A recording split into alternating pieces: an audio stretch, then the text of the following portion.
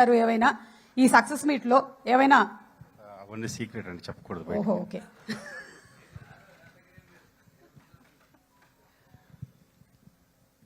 బాబీ సృష్టించిన ఈ డాకు మహారాజు సక్సెస్ అనేది ఒక్క రోజులో వచ్చింది కాదు. 20 yearsగా అతను ఒక్కొక్క స్టెప్ ఎక్కుతూ వచ్చాడు. నాకు ఎప్పటికి గుర్తు, అరౌండ్ 2003లో అనుకుంటా, మీ ఇద్దరం నేను చిన్నకృష్ణ గారి దగ్గరికి వెళ్ళాను.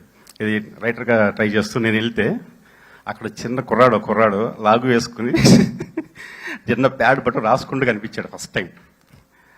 అప్పుడు మా ఇద్దరికి చిన్న పరిచయం ఏర్పడింది. ఆ తర్వాత మా ఇద్దరం కలిసి ఫిషర్మన్ కోవ్కి, చెన్నై దగ్గర ఫిషర్మన్ కోవ్ సిట్టింగ్కి తీసుకెళ్తే మా ఇద్దరికి ఒక రూమ్ అలాట్ చేశారు.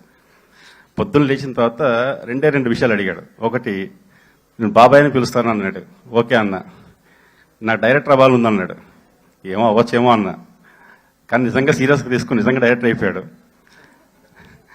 అది అదృష్టం కూడా అయ్యింది కాదు, చాలా కష్టపడితే అయ్యాడు. చాలా కష్టపడతాడు. ఒక రకంగా చెప్పాడు, ప్రతి పైకి రావాలంటే ఎవరైనా కష్టపడతాడు. బాబీ దగ్గర ఉన్న లక్ష్యం ఏంటంటే ఎవరైనా చెప్పినా కూడా తీసుకుంటాడు ఫస్ట్. అది రిసీవింగ్ యాంటీనా ఓపెన్ చేసి పెట్టుకుంటాడు ఇట్లా. అంటే ఒక చిన్న కుర్రాడు చెప్పినా, ఎవరైనా కొత్త కుర్రాడు చెప్పినా కూడా, ఏం డౌట్ అడిగినా కూడా దాని గురించి వర్క్ చేసి వాడిని సాటిస్ఫై చేయాలి. ఏదో నీకేం తెలియదు అని పక్కన పెట్టడం ఇది లేదు.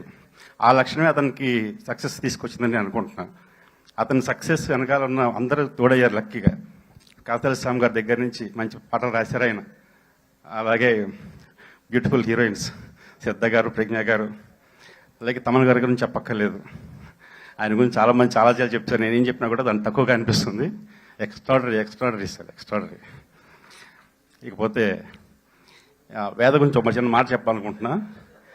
ఆ వేద పెర్ఫార్మెన్స్ చూసి షాక్ పోయేవాళ్ళం మేము సెట్లో.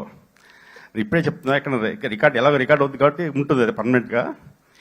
ఆఫ్టర్ కొన్ని ఏళ్ల తర్వాత ఆ పిల్ల పెద్ద అయిన తర్వాత బాలీవుడ్ని తన యాక్టింగ్తో వెళ్ళబోయి హీరోయిన్ అవుతుంది. మళ్ళీ బాలయ్య గారి పక్కన హీరోయిన్గా చేస్తుంది.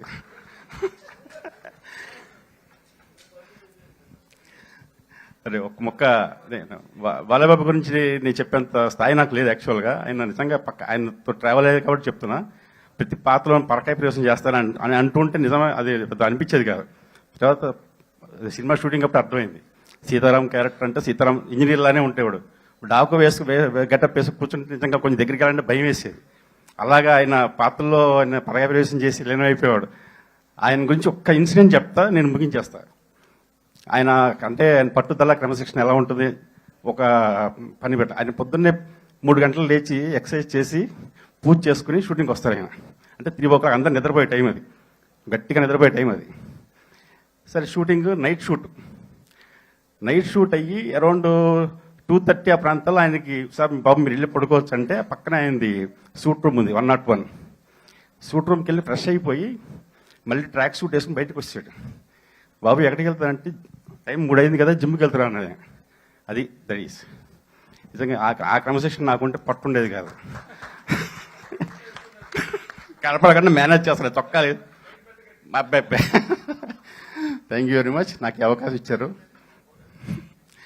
Thank you. ఏమండి, నాకెందుకుంటా మీ పక్క నుంచి నాకు ఎవరు 40 hours చూడటం మానేశారు బాబు. అంత పూర్వం చూసేవాళ్ళు, మీ పక్క నుండి చూడటం మానేశారు.